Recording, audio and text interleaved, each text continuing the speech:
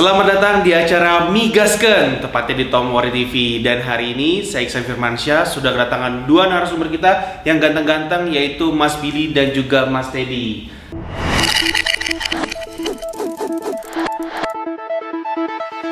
Pemirsa Tomori TV, hari ini kita akan membahas mengenai pekerjaan dari seorang geologis, karena dua narasumber kita pada hari ini merupakan ahlinya di bidang geologis. Sebenarnya apa sih pekerjaan seorang geologis? Nah, langsung aja kita tanyakan ya. Baik, Mas Billy, yes. Mas Teddy, seorang geologis di sebuah perusahaan Pertamina atau perusahaan migas itu pekerjaannya ngapain aja sih? Ini pemirsa Tomori TV biar tahu. Jadi pekerjaan geologis itu harus menghayal, harus punya imajinasi, harus punya intuisi, tapi berdasarkan data-data yang kita punya. Oke. Buat apa? Nah, tugas seorang geologis ini kalau di perusahaan minyak banyak fasenya. Yang pertama kalau kayak di Jobe Tomori, kita mulai dari tahun 97. Tentunya geologis itu ada di fase eksplorasi.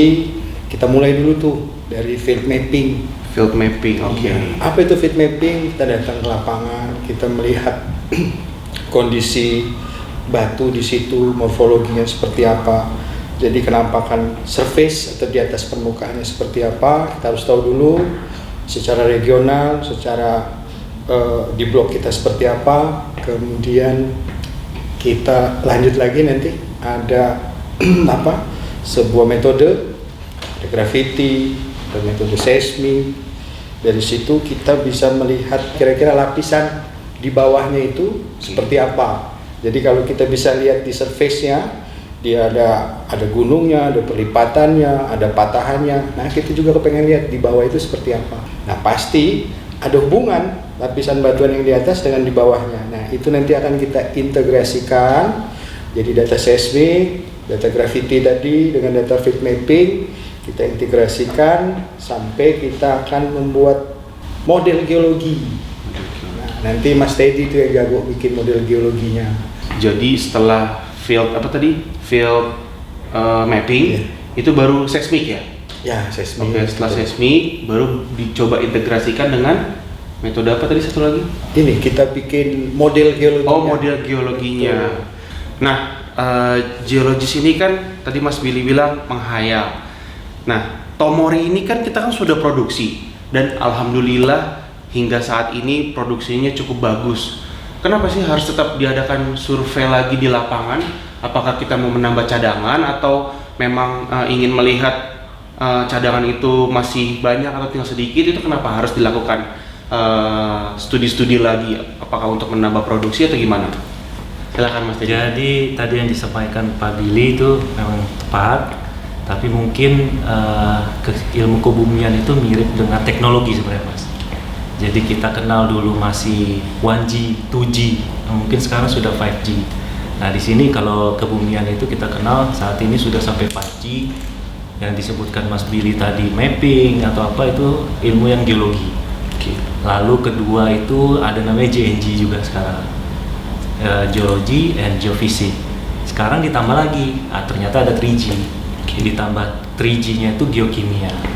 Ditambah lagi sekarang sudah ada geomekanik dan terakhir geostatistik. Jadi perkembangan ilmu itu tidak akan berhenti sampai situ saja, dan juga penemuan-penemuan baik sumber daya, cadangan yang ada di migas itu tentunya walaupun kita sudah dianugerahi cukup besar saat ini produksi, tentunya kita juga tidak akan puas diri, terutama kita akan menemukan cadangan-cadangan baru.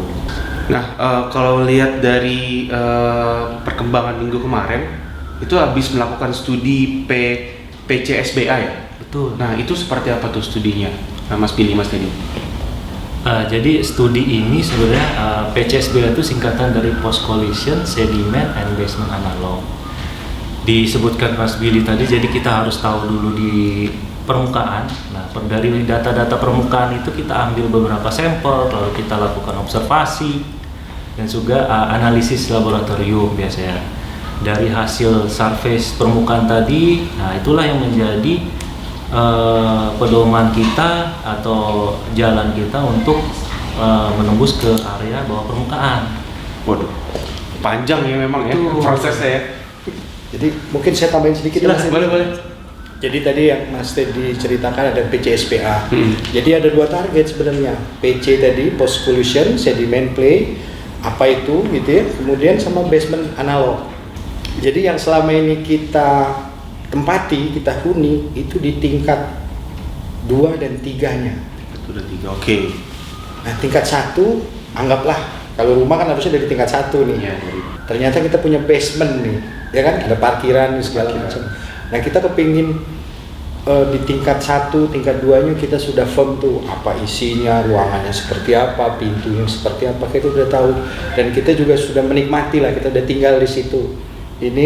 Itulah yang kita kenal dari formasi Minahaki itu yang di Senoro, Minahaki dan anggotanya ada Mantawa ya. Kemudian jangan lupa di Tiaka juga ada seperti itu.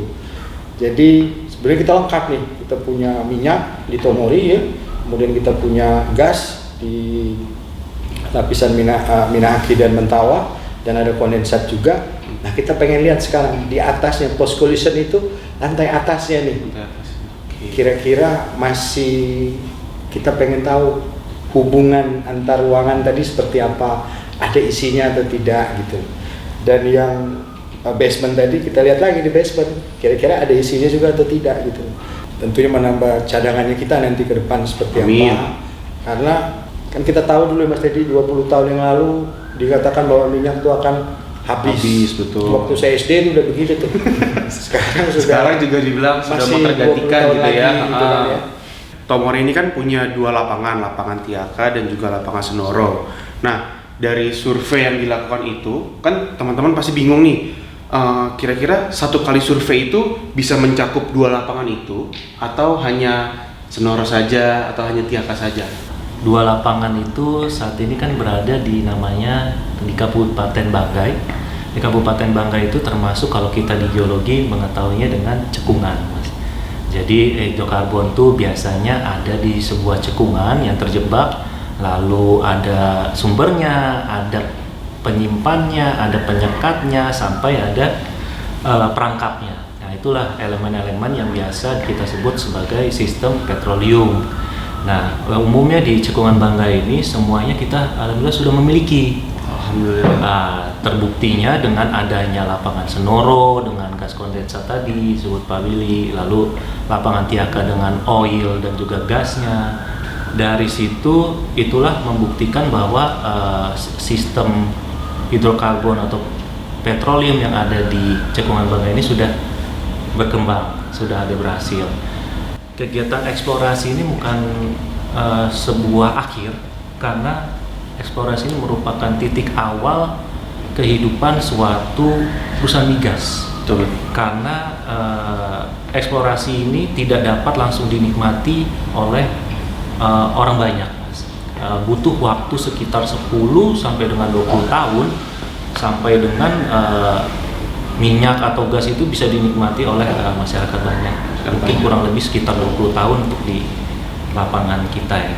Betul, berarti survei PCSBA yang kemarin itu seperti tadi yang Mas Billy bilang ya, sebenarnya sudah ketahuan nih level-levelnya, tapi mungkin kita ingin memastikan lebih dalam lagi apakah memang di basementnya itu masih ada atau di bawahnya masih ada lagi, seperti itu ya Mas Billy? Kurang lebih begitu. Jadi post collision tadi di atasnya ya, kemudian basement itu di bawahnya. Banyadul geologis dari England tuh, Wallace Pratt 1952, where you can find oil? You can find oil in the geologist mind. Jadi selama geologis, geofisis, reservoir engineer selalu tadi yang saya sampaikan berimajinasi, tentunya dengan data, insya Allah mudah-mudahan kita tetap optimis bahwa kita mungkin bisa tuh mengejar cadangan-cadangan atau penemuan-penemuan baru lagi. Amin. Nah, terusnya suka ada pertanyaan nih Mas Billy, Mas Teddy, di teman-teman atau kalau misalnya kita sedang Senora mengajar, mereka katanya pernah lihat orang-orang Jobe Tomori itu kalau di lapangan suka memperhatikan batu. Apakah itu salah satu pekerjaan yang dilakukan geologis untuk mengetahui sumber dari isi bumi yang ada di sekitar wilayah Senora sana? Tugas paling utama dari seorang geologis itu James Hutton tuh pernah bilang present is the key to the past. Jadi apa yang nampak sekarang di muka bumi gitu ya, bagaimana dulu terbentuknya batuan yang sekarang itu dulunya seperti apa, sehingga nanti kita tahu. Nah, kalau dulunya seperti apa, kemudian dia terendapkan di lapisan seperti apa, kemudian dia terkompaksi yang seperti apa, kita untuk mencari minyak, nah tadi yang Mas Teddy sampaikan, kita bisa tahu tuh, oh batuan yang ini nih yang pas jadi reservoir, oh batuan yang ini yang pas jadi trapnya, oh batuan ini menjadi source rocknya. Jadi seorang geologis kita harus berangkat dari batu. Jadi batu tadi bisa banyak bercerita. Jadi kalau misalnya Mas Ihsan punya batu dikasih ke Mas Teddy misalnya satu batu, dia bisa cerita sampai 5 hari tuh. Luar biasa. Nah, dia akan cerita dulu 500 juta tahun yang lalu batu ini terendapkan di gunung, kemudian dia turun ke bawah ke sungai, dia tererosi lagi, dihantam arus gitu ya, kemudian dia nyebrang lagi ke laut. Jadi perjalanan panjang sebuah batu itu Mas Teddy nanti bisa cerita tuh. Berarti itu ketahuannya karena kita sudah punya database atau memang ada ilmunya bahwa serat batu ini kalau misalnya ada garis turun naik itu seperti apa yang pernah dialami, ataukah tergerus air, ataukah kena letusan gunung Merapi, seperti itu? Ya, kurang lebih seperti itu, Mas. Jadi biasanya seorang geologis itu pasti akan melihat dari sesuatu yang besar dulu. Dari sesuatu besar, misal dari petanya, dari peta itu bisa kelihatan, oh mungkin jebakan ada di sini. Paling tidak dari peta itu kita bisa mengetahui jenis batuan. Dari jenis batuan baru kita masuk lagi lebih mendalam lagi ke skala yang lebih kecil. Kita lihat lagi adanya singkapan batuan. Dari singkapan batuan baru kita lihat lagi secara mikroskopis, baik dari lab ataupun dari penelitian lainnya. Nah dari situ paling kita seorang geologis itu biasanya melakukan pendekatan yang seperti dibilang awal itu, pendekatan toolsnya bisa geokimia, bisa geofisika, geomekanik, bisa geostatistik. Intinya apa yang dilakukan geologis itu tidak berdasarkan ujuk-ujuk oh batu ini ada minyaknya atau tidak, tetapi dengan pendekatan yang ada secara saintifik. Namun memang pembuktiannya kita juga GNG sendiri itu membutuhkan bantuan dari rekan-rekan lain, baik dari teman-teman development dan juga pembuktiannya itu dari teman-teman drilling. Setiap prospek ataupun potensi suatu adanya hidrokarbon itu, minyak atau gas di situ tersimpan, pastinya kita harus membuktikannya itu dengan adanya pengeboran. Dibantu lagi dengan teman-teman production engineer, petroleum engineer itu bagaimana yang kandungan yang ada di bawahnya itu bisa terangkat ke atas, sampai kita butuh juga tim facility atau surface engineer untuk bisa mengolahnya menjadi suatu barang jadi. Plus bisa dijual dan harus ada pembeli ya pastinya. Harus cari pembelinya. Kalau tadi bahwa proses yang dilakukan oleh geologis itu masih harus dilanjutkan oleh teman-teman lainnya. Harus terintegrasi semua ya dengan tim drilling, production engineer. Nah, terakhir nih, manfaat dari studi yang baru saja kita lakukan untuk Jobe Tomori ke depan. Tadi yang sudah disampaikan bahwa kita akan memastikan lapisan batuan yang di atas yang sudah kita produksikan di Semeru itu, kemudian di bawah lapisan yang kita produksikan di Tiaka dan di Semeru. Kita akan lihat lebih memprecise lagi gitu ya, kira-kira ada tidak di situ potensinya, kemungkinan chargingnya seperti apa, dan lapisan di atasnya juga. Nah itu semua untuk apa? Untuk menambah hitung-hitungan reserve-nya kita nanti. Jadi dari hitungan reserve kita tadi tidak akan berarti apa-apa kalau belum yang mesti disampaikan, harus kita pembuktiannya dengan pengeboran. Berapa lama prosesnya kira-kira sampai ke pengeboran itu? Tentunya seperti kita ketahui, kita JOB di sini kita punya parents company. Jadi teman-teman nih, Mas Teddy, kita dari tim eksplorasi gitu ya, itu akan membuat sebuah analisa kajiannya seperti apa, kemudian nanti kita akan di challenge gitu ya, di challenge di manajemennya Jobe Tomori. Setelah fix, tidak ada challenge lagi, kita akan naik tuh nanti naik ke parents company kita, baik Oke. ke PHE maupun ke Medco dan ke TEL. Dari situ apabila mereka setuju, itu akan naik lagi yang pemberi otorisasi kita ngebor atau tidak ngebor ke SKK Migas. Jadi berarti memang pengajuannya atau prosesnya nggak sesingkat apa yang dipikirkan oleh halayak umum ya, Mas Dedi, Mas Billy ya. Betul, betul. Itu setelah pembuktian kita di approve, baru kita bisa melakukan proses drilling. Itu juga harus persetujuan SKK Migas ya. Iya. Ya, baik teman-teman Tomori TV, itu tadi pembicaraan kita dengan Mas Billy dan Mas Teddy mengenai pekerjaan dari seorang geologis dan juga studi yang baru dilakukan oleh Jobe Tomori untuk mengetahui sejauh mana kandungan yang kita miliki ke depan nanti ya. Walaupun memang studinya sudah dilakukan puluhan tahun sebelumnya. Oh iya. Nah, sekarang kita pastikan lagi bahwa memang masih ada isinya gitu ya mungkin ya. Betul. Gitu. Mungkin di lain waktu kita akan kembali dengan materi-materi dari drilling, dari product engineer, dari finance mungkin. Kita akan lanjutkan di episode-episode selanjutnya di Migasken. Sampai jumpa dan assalamualaikum.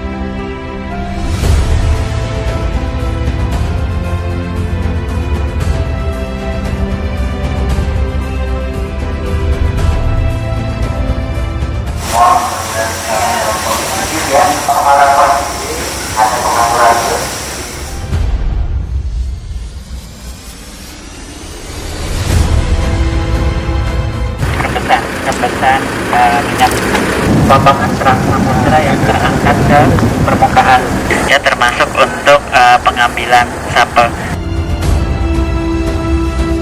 Kita sudah mengambil beberapa sampel, diantaranya sampel airship di daerah ini. TOC-nya itu cukup bagus, jadi di atas 0,5. Untuk daerah ini sendiri yang kita amati adalah airship-nya. Setelah lab Miosen, baru kita akan jumpai banyak sekali sudah napal. Ya, ini udah napal, dia sudah open marine. Jadi dominan ke yang batu damping dan open marine. Mulai dari paling bawah, ini ada Tomori, kemudian ada Martindog. Lab ini cukup langka ada di dunia karena dia harus melewati proses high pressure metamorphism.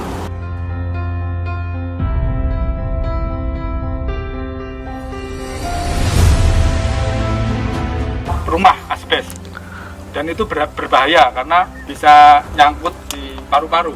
Yang paling ideal, yang masih urat ya, setelah stratigrafi ada singkapan, bawahnya ultramafic, gabro, dolerite, lava bantal, chert, itu hanya ada di Oman. Oxide yang berdekatan kita kumpulkan di Ross diagram ini, dan dia menunjukkan arah-arah northeast dan northeast southwest ya.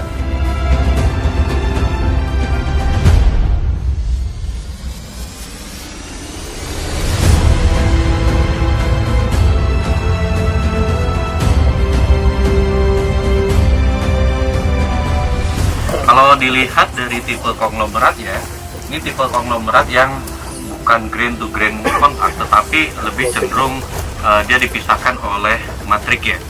Ini kita lihat lebih dominan, makanya struktur sedimen ya akan berkembang dengan baik. Seharusnya begitu, tapi ini sama karena tepian margin yang pasif ini menggelontorkan seluruh ultramafic yang ikut tersedimentasi. Kalau kita melakukan pengukuran stratigrafi, ya, itu sebetulnya yang kita ukur nanti sesuatu yang sebetulnya lebih tebal daripada dari bawah sini sampai atas.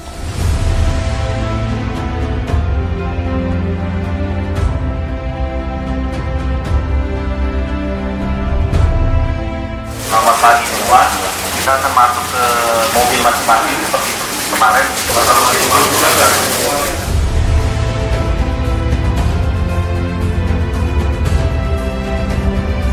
Apakah yang tersingkap betul pintem atau lebih tua. Barat lautnya ada formasi salodik yang awalnya kami kira akan menjadi dasar dari formasi kintomnya.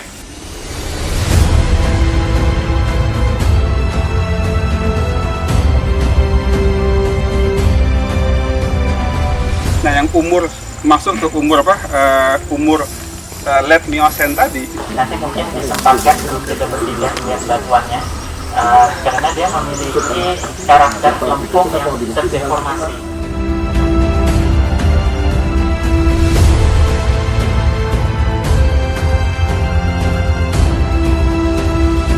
Menuju ke lingkungan pengendapan Gamping.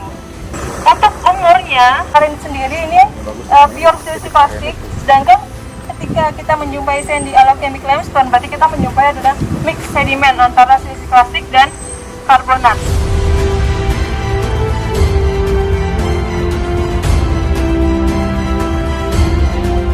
Walaupun ketika Mbak Widya tadi menyebut ini Gamping kuarter itu kan range-nya panjang dari Pleistocene sampai Holocene. endapan molas itu endapan yang terbentuk karena banyak gelontoran yang hasil erosi yang hasil kolusi tadi menghasilkan endapan molas. Yang disayat bagian yang moral.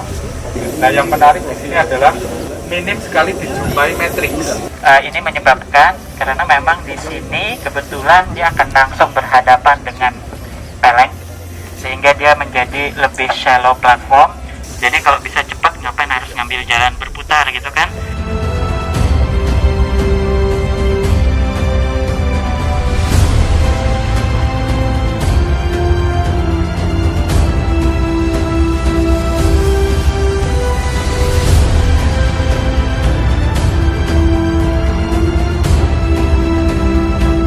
Evaporasinya tinggi, tetapi airnya langsung berubah jadi es di kutub, nggak sempat hujan. Makanya sea level drop.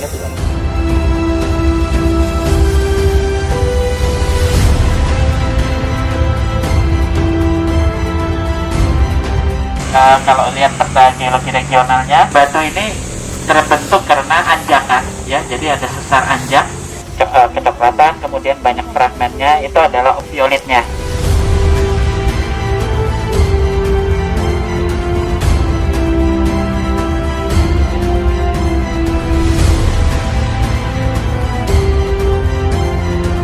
Sementara untuk yang poh, khas sekali untuk formasi poh itu perulangan antara batu gamping dengan apal.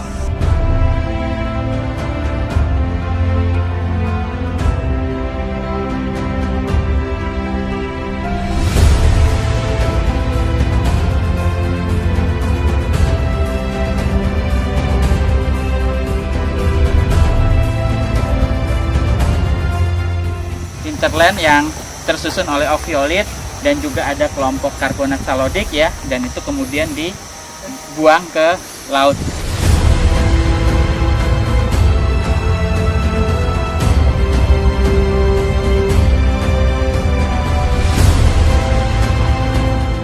Jadi mineralnya masih bisa kelihatan seperti ortopiroksin dan klinopiroksinnya masih kelihatan, sedangkan di sini hampir semuanya sudah terubah menjadi serpentinit. Bahwa hampir semua mineral yang terkandung di dalam batuan ultramafic hampir seluruhnya terubah menjadi serpentin. Yang menarik di sini juga adanya kesan yang relatif horizontal, ya. Kalau Bapak Ibu lihat, tapi fin-fin itu tidak berkembang di bagian yang lain.